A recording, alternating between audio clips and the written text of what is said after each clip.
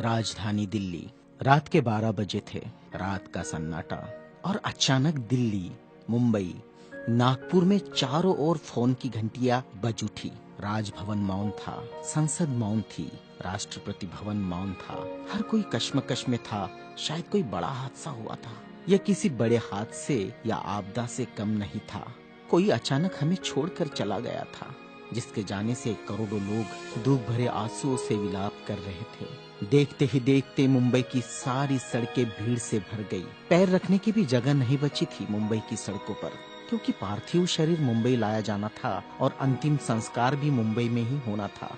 नागपुर, कानपुर, दिल्ली, चेन्नई, मद्रास, बेंगलोर, पुणे, नासिक और पूरे देश से मुंबई आने वाली रेलगाड़ियों और बसों में बैठने को जगह नहीं थी। सब जल्द से जल्द मुंबई पहुंचना चाहते थे और देखते ही देखते अरब सागर वाली मुंबई जनसागर से भर गई। कौन था यह शख्स जिसके अंतिम दर्शन की लालसा में जन सैलाब रोते बिलखते मुंबई की ओर बढ़ रहा था? देश में यह पहला प्रसंग था जब बड़े बुजुर्ग छोटे छोटे बच्चों जैसे छाती पीट पीट कर रो रहे थे।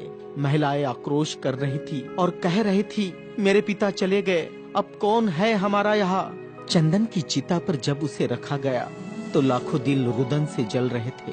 अरब सागर अपनी लहरों के साथ किनारों पर थपकता और लौट जाता, फिर थपकता, फिर लौट जाता। शायद अंतिम दर्शन के लिए वह भी जोर लगा रहा था। चिता जली और करोड़ों लोगों की आंखें बरसने लगी। किसके लिए बरस रही थी ये आंखें? कौन था इन सब का पिता? किसकी जलती चिता को देखकर जल रहे थे करोड़ों दिलों के अग्निकुंड? कौन था यह जो छोड़ गया था इनके दिलों में आंधिया? कौन था वह जिसके नाम मात्र लेने से गरज उठती थी बिजलियां, मन से मस्तिष्क तक दौड़ जाता था ऊर्जा का प्रवाह? कौन था वह शख्स जिसने छीन लिए थे खाली कासे इनके हाथों से और थमा दी थी कलम लिखने के लिए एक नया इतिहास?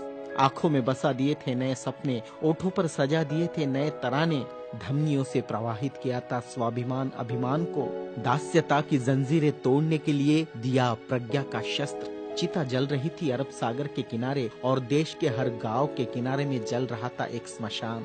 हर एक शख्स की आंखों में और दिल में भी, जो नहीं पहुंच सका था अरब सागर के किनारे, एक टक देख रहा था वह उसकी प्रतिमा या गांव के उस झंडे को जिसमें नीला चक्र लहरा रहा था, या बैठा था भूख प्यास भूल कर अपने समूह के साथ उस जगह जिसे वो बुद्ध विहार कहता था। क्यों गांव शहर में सारे समूह भूखे प्यासे बैठे थे उसकी चिता की आग ठंडी होने का इंतजार करते हुए। कौन सी आग थी जो वह लगाकर चला गया था?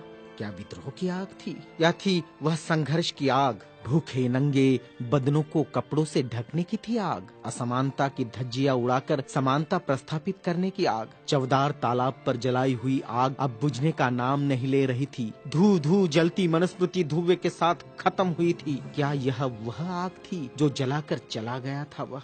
सारे ज्ञानपीठ, स्कूल, कॉलेज मरुभूमि जैसे लग रहे थे। युवा युवतियों की कलकलाहट आज मौन थी। जिन्होंने हाथ में कलम थमाई, शिक्षा का महत्व समझाया, जीने का मकसद दिया, राष्ट्र प्रेम की ओतप्रोत भावना जगाई, वह युगंधर, वह प्रज्ञा सूर्य काल के कपाल से ढल गया था। जिस प्रज्ञा तेज ने चेहरे पर रोशनियां बखेरी थी, क्या वह अंधेरे में गुम हो रहा था? बड़ी अजीब कश्मकश थी। भारत का महान पत्रकार, अर्थशास्त्री, दूरदृष्टा क्या दृष्टि से ओझल हो जाएगा?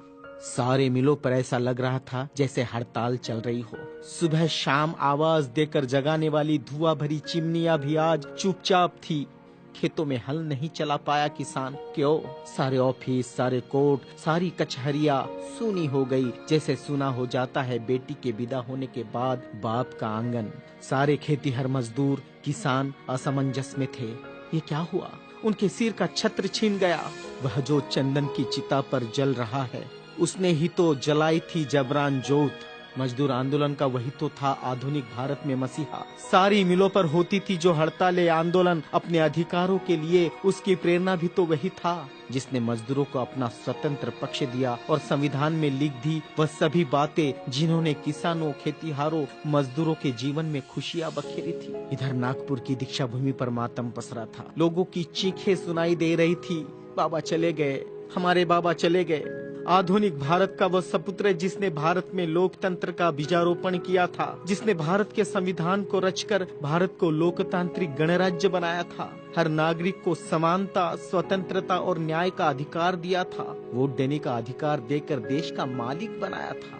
क्या सचमुच वह शख्स नहीं रहा? कोई भी विश्वास करने को तैयार नहीं था। लोग कह रहे थे, अभी तो यहाँ बाबा की सफेद गाड़ी रुकी थी, बाबा गाड़ी से उतरे थे सफेद पोशाक में, देखो अभी तो बाबा ने पंचशील दिए थे। 22 प्रतिज्ञाओं की गूंज अभी आसमान में ही तो गूंज रही थी। वो गूंज शांत होने से पहले बाबा शांत नहीं हो सकते।